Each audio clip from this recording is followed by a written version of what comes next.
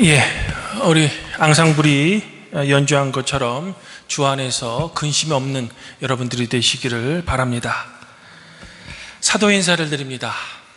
하나님 우리 아버지와 주 예수 그리스도로부터 오는 은혜와 평강이 주일 공동 예배에 참석하신 하팔복회 성도 여러분, 그리고 각 가정에서 가정 예배를 드리시는 성도 여러분들과 함께하기를 바랍니다. 성도 여러분, 감사하게도 우리는 지난주에 이어서 이번 주도 이렇게 예배당에 함께 모여 예배를 드립니다. 사회적 거리두기가 생활 속 거리두기로 바뀐 이 시점에서 어느 한 청년의 좀 무지한 행동으로 새로운 감염의 염려가 좀 대두되었지만, 그럼에도 불구하고 이번 주에는 이렇게 예배를 드립니다. 참으로 하나님께 감사한 일이죠. 이번 코로나 사태는 우리 사회에 많은 도전과 풀어야 할 숙제를 우리에게 던져주었습니다. 아마 코로나 바이러스 자체로 인한 피해보다도 코로나가 우리에게 남겨진 이 도전과 숙제를 우리가 얼마나 잘 효율적으로 풀 수 있는지에 따라 앞으로 우리 사회의 미래가 결정될 것 같습니다. 특별히 이번 코로나 바이러스 사태는 신학과 우리 교회에게도 아주 고전적이고 근본적인 질문에 대한 논의를 다시 일으켰습니다. 바로 교회란 무엇인가? 예배란 무엇인가? 그리고 성도란 누구인가라는 근본적인 질문에 도전을 준 겁니다. 어쩌면 제가 방금 말씀드린 이런 신학적인 질문들은 우리 그리스도인들에게 되묻기에는 너무나도 기초적이고 근본적인 질문들입니다. 그래서 사실 우리는 이에 대해서 잘 고민하지 않는 편이죠. 하지만 이제는 이런 근본적인 질문에 대해 우리가 답해야 할 시대적 요청이 생긴 겁니다. 굳이 비유하자면 매주 주일이 되면 습관처럼 교회에 나와 예배를 함께 드리고 식사를 함께 나누고 친교를 나누다가 코로나로 인한 사회적 거리두기에 동참하기 위해 공동예배를 막상 드리지 못하게 되자 그때서야 주일 예배의 중요성을 새삼스럽게 느낀 것과 비슷하다고 할 수 있습니다. 또한 우리의 일상의 소중함에 대한 깨달음도 마찬가지죠. 성도 여러분, 그러면 지금 이 시간 저와 함께 생각해 봅시다. 교회란 무엇일까? 우리는 이 질문에 대한 정답을 이미 잘 알고 있습니다. 즉, 교회란 하나님으로부터 부름받고 선택받은 성도들의 모임입니다. 이를 루터 신학으로 말하면 복음이 순수하게 선포되어지고 성찬이 올바르게 집행되는 성도들의 모임이 바로 교회입니다. 우리 루터 교인들이 소중하게 여기는 아우구스 신앙고백서 제7조 교회에 관하여서에 나온 교회의 정의입니다.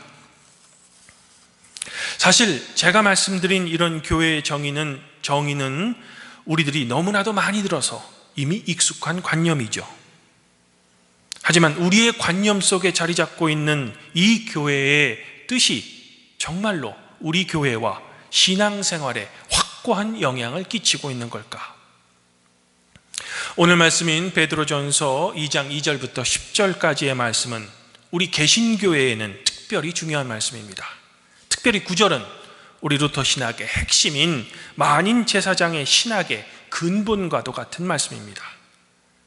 그러면 오늘 말씀을 통해 첫 번째, 교회란 무엇인가? 그리고 성도란 누구인가에 대해 다시 한번 저와 함께 생각해 봅시다.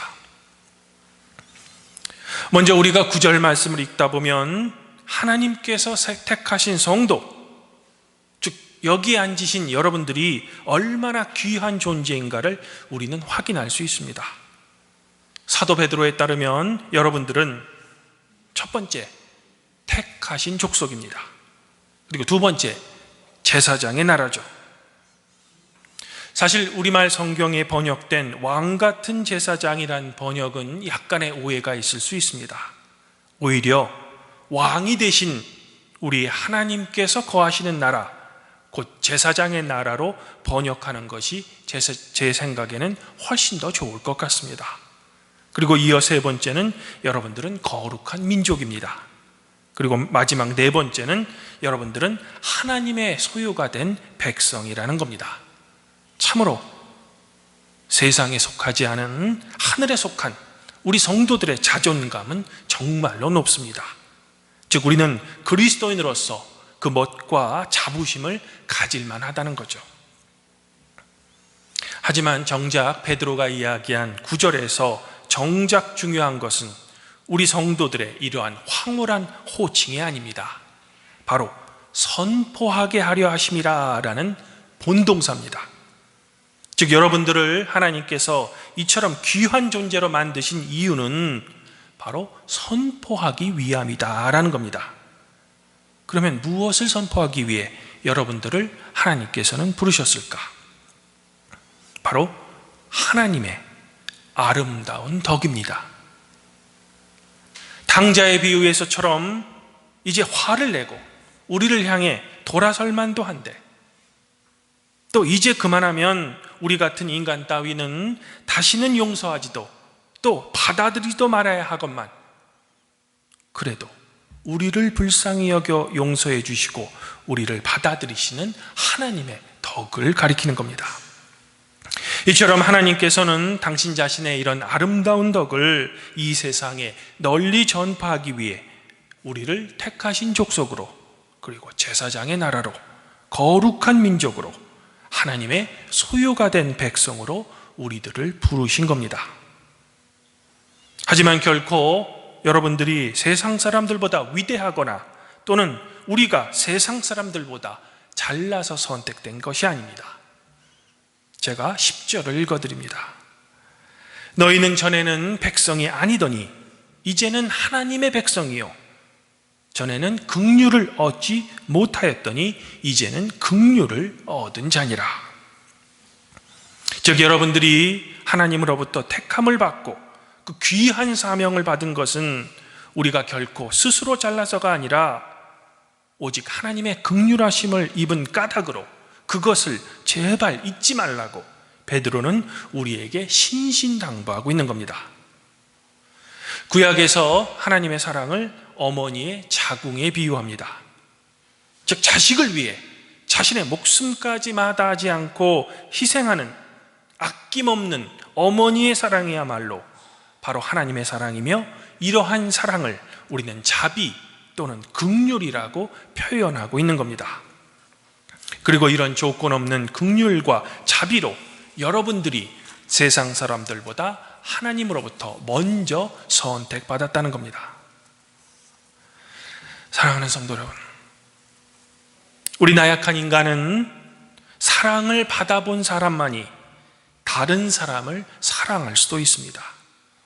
즉 부모에게 사랑받은 자녀가 자신이 성인이 되었을 때 부모가 자기에게 베푸신 사랑을 기억하며 내리사랑을 자녀들에게 할 수 있게 되는 겁니다.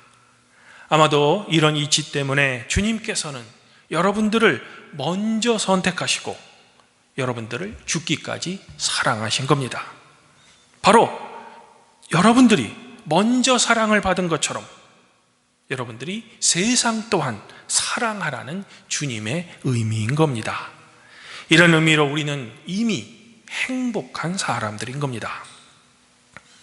그러므로 주님으로부터 이미 선택받고 무한한 사랑을 받은 성도들의 모임인 교회는 세상 밖으로, 그리고 세상 사람들을 향해 우리가 이미 넘치도록 받은 하나님의 덕과 사랑을 선포해야만 하는 겁니다. 교회는 이러한 사명과 의무를 하나님으로부터 부여받은 거죠. 그저 이미 선택받은 교회에서만, 즉 성도들끼리 또는 교회 안에서만 하나님의 덕과 사랑을 나누는 것이 아니라 우리가 받은 놀라운 하나님의 사랑과 덕에 대해 이것을 전혀 알지 못하는 세상을 향해 하나님의 덕을 전파해야 하는 것이 바로 여러분들에게 맡겨진 귀중한 사명이라는 겁니다. 어쩌면 우리는 이 시점에서 코로나 사태로 인한 우리 교회의 행동 지침을 어느 정도는 찾을 수 있을 것 같습니다. 즉 코로나 사태가 일어났을 때 우리가 결정해야 될 방향은 세상에 덕을 끼치는 쪽, 그리고 우리가 받은 하나님의 긍휼을 나누어 주는 편으로 우리의 행동 지침을 결정하면 됩니다. 이런 이유로 우리 교회는 외부의 강요에서가 아니라 우리 스스로 세상을 향해 주일 예배 모임을 휴회하기로 결정했던 겁니다. 분명 하나님은 우리를 사랑하십니다. 하지만 결코 우리만을 사랑하시는 분은 아니십니다. 하나님께서 창조하신 이 모든 세상을 사랑하시며 아직 주님을 알지 못하는 사람들 또한 하나님을 알기를 간절히 원하시는 분이십니다. 이런 사명으로 바로 여기에 앉으신 여러분들이 이미 먼저 선택되었으며 이 팔복교회 또한 22년 전에 주님의 뜻으로 이 자리에 세워진 겁니다. 사랑하는 저희 팔복교회 성도 여러분, 다음 주일은 팔복교회가 이 자리에 세워진 지 22살이 되는 것을 기념하는 창립 기념주일입니다. 하지만 안타깝게도 코로나로 인해 예전과 같은 축하 기념 예배를 드릴 수는 없을 것 같습니다. 즉 푸짐한 점심 식사와 함께 푸짐한 점심 식사도 함께 나누지 못할 것 같고 현수막도 하지 않을 생각입니다. 오히려 지금은 새로운 감염 사태로 말미암아 다음 주에는 과연 이런 예배를 드릴 수 있을까라는 염려만이 있을 뿐입니다. 하지만 이런 우리 교회 주변에 좋지 않은 상황에도 불구하고 다음 주면 22살을 맞이하는 이 시기에 우리는 우리 교회의 성장에 대해서 반드시 고민해 봐야 합니다. 그러면 제가 여러분들에게 묻겠습니다. 우리 팔복교회가 성장한다는 것은 어떤 의미일까? 아마도 교회가 하나님의 긍휼로 선택받은 성도들의 모임이라는 것을 우리가 먼저 생각한다면 아마도 교회가 성장한다는 것은 교회 구성원들인 성도들이 성장하는 것이야말로 바로 교회가 성장한다고 볼 수 있을 겁니다. 즉 여기에 모이신 여러분들 한 분 한 분의 신앙의 성장이야말로 곧 우리 팔복교회의 성장과 같다는 말입니다. 성도 여러분, 저는 여기서 지난주에 있었던 한 좌담의 내용 중에 한 부분을 소개해드리고 싶습니다. 저희 기독교 단체 중에 기독교 윤리실천운동이라는 단체가 있습니다. 민주화의 열기가 절정이었던 1987년에 몇 명의 유력한 기독교인들이 함께 모여 시작한 기독교 시민운동단체입니다. 이 기독교 윤리실천운동단체에서 지난 5월 7일에 코로나19 이후의 교회, 그 위협과 기회라는 주제로 긴급 좌담회를 개최했었습니다. 여러 주제들이 토론되었습니다. 그런데 제가 성도 여러분들에게 소개해드리고 싶은 주제는 성암교회의 담임 목사님이신 조주희 목사님의 발제문입니다. 조주희 목사님은 재난 상황에서의 교회의 역할이란 주제로 발표하셨는데 이 코로나 사태로 인한 우리 한국교회의 큰 혼란의 원인을 신학에 있다고 판단하셨습니다. 그러면서 이 문제를 해결하기 위한 방법으로 바로 평신도 신학을 일으킬 것을 제안하셨습니다. 특별히 저의 눈에 들어온 발제문 중에 한 부분은 이렇습니다. 교단 안에 갇힌 신학, 목회자나 신학자의 주장에 갇힌 신학이 아니라 교회 공동체가 함께 나누는 신학이 되어야 한다. 어쩌면 오늘 베드로전서 9절에 근거한 만인 제사장직을 두고 하신 말씀인지도 모르겠습니다. 이제 한국교회는 평신도가 교회의 주체가 되는 시대가 되어야 됩니다. 그리고 개교회뿐만 아니라 총회 또는 노회로 대표되는 전체 교회 연합체에서도 평신도가 교회의 주체가 되어야 합니다. 더 이상 교회는 자신들의 이권으로 연합된 목사들의 사유물이 되어서는 안 됩니다. 물론 평신도가 교회의 주체가 된다고 해도 저 같은 목회자의 역할이 줄어드는 것은 아닙니다. 그저 권력과 숭배의 대상에서 섬김의 자리로 되돌아갈 뿐입니다. 목회자의 원래 자리를 찾는 것뿐이죠. 단언컨대 이제 앞으로 우리 팔복교회는 바로 여러분들, 즉 평신도가 우리 팔복교회의 주체가 되어야 하는 겁니다. 그러면 우리 팔복교회가 앞으로 목회자 중심이 아닌 교회 공동체가 함께 나누는 공동체가 되기 위해 우리는 구체적으로 어떤 실천을 해야만 하는 걸까? 이에 대해 베드로는 우리에게 이런 조언을 들려줍니다. 가장 먼저 1절에서 모든 악의와 기만과 위선과 시기와 비방을 버리라고 우리에게 요구합니다.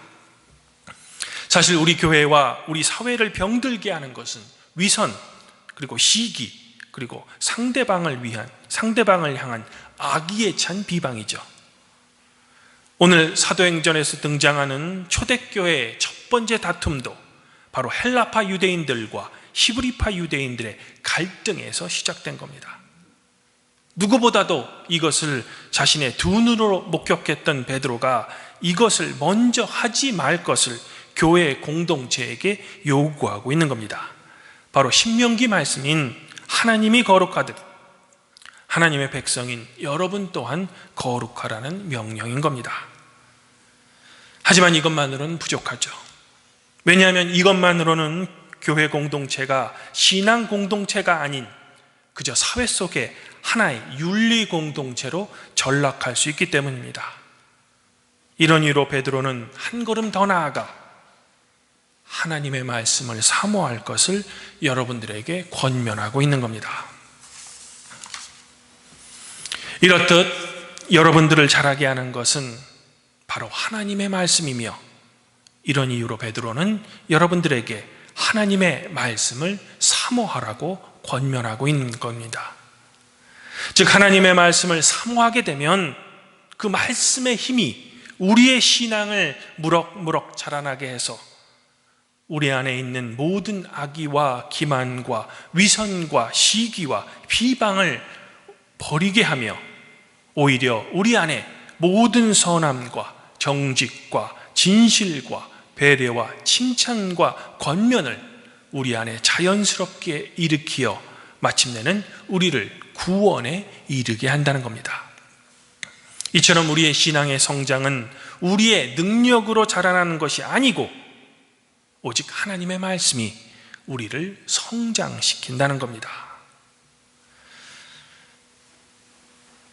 교회의 구성원인 여러분들은 바로 말씀의 존재입니다.